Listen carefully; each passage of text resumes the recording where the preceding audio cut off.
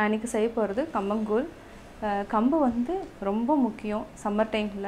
இது வந்து சிறுதானிய வகைகளில் இதுவும் ஒன்று. இது வந்து உடல் உஷ்ணத்தை வந்து தணிக்கும்.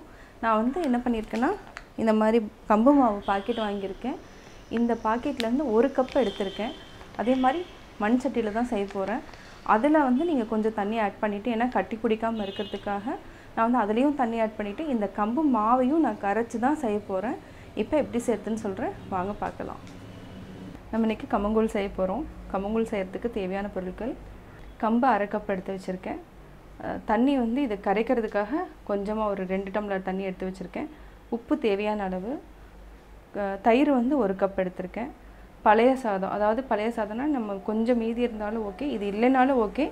இது வந்து என்னென்னா கட்டி பிடிக்காமல் கொஞ்சம் கெட்டியாக இருக்கிறதுக்காக நான் இந்த மாதிரி பழைய சாப்பாடு எடுத்து கொஞ்சமாக எடுத்து தண்ணியில் போட்டு ஊற வச்சுருக்கேன். 1 கப் கர்டை வந்து நம்ம மோர் பண்ணிக்கலாம். வெங்காயம் வந்து கம்மங்கூழ் செஞ்சதுக்கப்புறம் நம்ம நல்லா ஆற வச்சுட்டு மோரை ஊற்றிட்டு அதுக்கப்புறம் வெங்காயம் போட்டுக்கலாம். இது ஒரு டேஸ்ட் நல்லாயிருக்கும். இப்போ எப்படி செய்கிறதுன்னு பார்க்கலாம். இப்போ நம்ம அதுக்குள்ளே இதை வந்து நம்ம மோர் பண்ணிக்கலாம். இது வந்து தயிர், ஒரு 1/2 டம்ளர் தண்ணி ஊற்றிருக்கேன் இதில். இதுக்கப்புறம் நம்ம தண்ணி வந்து எக்ஸ்ட்ரா ஆட் பண்ணிக்கலாம். இப்போ நம்ம கம்மங்கூழ் செய்யலாம். இப்போ நம்ம தண்ணி எடுத்து வச்சுருக்கோம். 2 டம்ளர் தண்ணி எடுத்துருக்கோம்.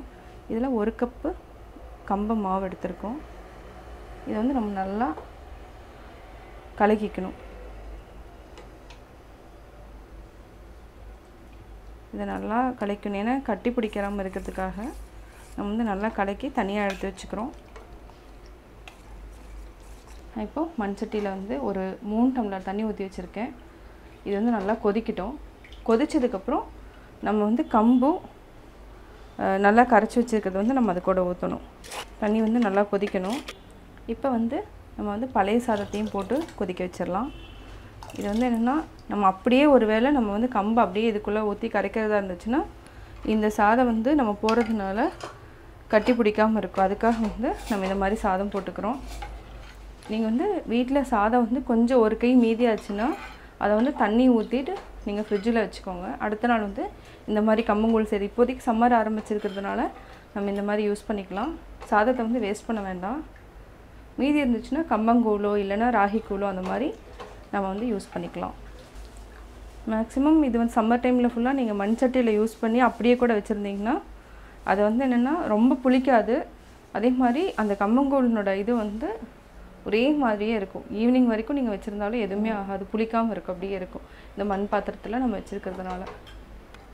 இது நீங்கள் எப்போவெல்லாம் வந்து டெய்லியும் கூட காலையில் எழுந்திரிச்சு செஞ்சுட்டு காலையில் எழுந்திரிச்சோனையுமே இந்த கம்பங்கூழ் காய்ச்சிட்டு நீங்கள் வச்சுட்டு போயிட்டிங்கன்னா அது நம்ம மத்தியானம் ஒரு 11 மணிக்கோ இல்லைனா 3 மணிக்கோ அந்த மாதிரி நம்ம குடிச்சிக்கலாம்.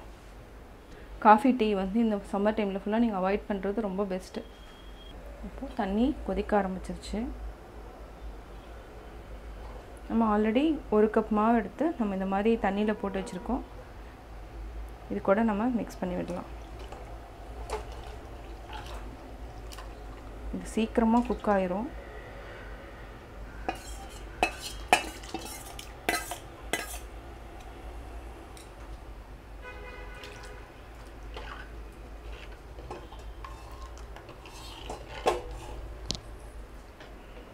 இப்போ ஒரு 5 மினிட் நீங்கள் சிம்மில் வச்சுக்கலாம். அது நம்மளுக்கே தெரியும், பார்த்தா கலர் மாறுறது நல்லா தெரியும். நம்ம தண்ணி எவ்வளோ ஊற்றிருந்தோம் அதே நீங்கள் பார்த்தீங்கன்னாவே உங்களுக்கு தெரியும்.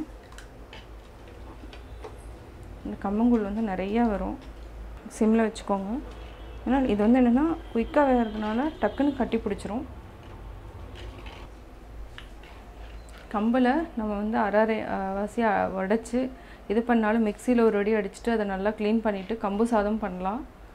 இது வந்து என்னென்னா கம்பை வந்து அதாவது நல்லா பொடி பண்ணியிருக்காங்க, கம்பு மாவு மாதிரி பண்ணியிருக்காங்க. அதனால் வந்து நம்ம கம்பு கூழ் பண்ணுறோம், கம்பு சாதமும் பண்ணலாம். அது குருணையாக இருக்கும். அந்த கம்பு சாதத்துக்கு வந்து குருணை மாதிரி இருக்கும். அதில் வந்து நீங்கள் குக்கரில் வச்சு அதையும் வேக வச்சுட்டு நம்ம கம்மங்கூழ் கூட பண்ணலாம். இது ஒரு டேஸ்ட்டு. அந்த இது வந்து பார்க்குறதுக்கே வந்து நம்மளுக்கு வித்தியாசமாக இருக்குது. அதெல்லாம் வந்து கிராமத்தில் வந்து அது மாதிரி தான் செய்வாங்க. நான் இன்னும் சால்ட்டு போடலை, இனிமேல் தான் போட போகிறேன். கொஞ்சம் வெந்ததுக்கப்புறம் நம்ம போட்டுக்கலாம். சால்ட் உடனே போட வேண்டாம், நீங்கள் நல்லா வேகட்டும், அதுக்கப்புறம் நம்ம போட்டுக்கலாம். இப்போது நல்லா வெந்துடுச்சு. இப்போ வந்து நம்ம கொஞ்சம் நல்லா சால்ட்டு போட்டுட்டு சிம்மில் வச்சுட்டு இப்போ இந்தளவுக்கு சால்ட் போட்டுக்கலாம். ஏன்னா மோர் ஊற்றணும். நல்லா மிக்ஸ் பண்ணி விட்டுருங்க. ஒரு 5 to 10 minutes வந்து நம்ம வந்து சிம்மில் வச்சுட்டு மூடி வச்சுக்கலாம், கொஞ்சம் வேகணும். அதுக்கப்புறம் நம்ம ஆற வச்சுட்டு மோர் ஊற்றிக்கலாம். கூழ் நல்லா கொதிச்சிருச்சு. இதை வந்து நல்லா ஆற வச்சுக்குவோம். நல்லா வெந்துடுச்சு. பார்த்திங்கன்னா தெரியும், கலர் நல்லா சேஞ்ச் ஆகிருக்கும். சாதம் இருக்கிறதுனால என்னென்னா உங்களுக்கு வந்து கெட்டியாக பிடிக்கிறதுக்கு வாய்ப்பு இல்லை. அதாவது குட்டி குட்டியாக அந்த கட்டி மாதிரி பிடிக்காது. இதை நல்லா ஆற வச்சுட்டு நம்ம மோர் ஊற்றிக்கலாம். இப்போது நல்லா கூழ் வந்து ஆறிடுச்சு. இப்போ வந்து நம்ம மோரை மிக்ஸ் பண்ணிக்கலாம்.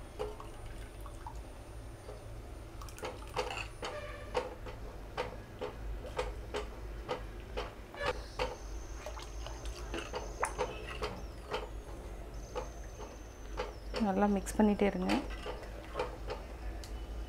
இந்த கூழ் வந்து ஆறுனதுக்கப்புறம் கொஞ்சம் நல்லா கெட்டியாயிரும். அதனால் தண்ணி வந்து நிறைய ஆட் பண்ணிக்கலாம். மோர் வந்து நிறைய ஆட் பண்ணிக்கலாம்.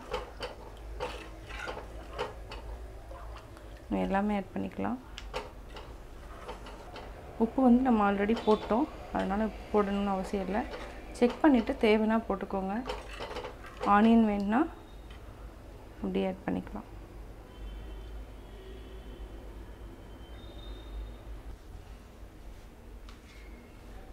நான் கம்மங்கூழ் எப்படி செஞ்சேங்கிறத பார்த்தீங்க.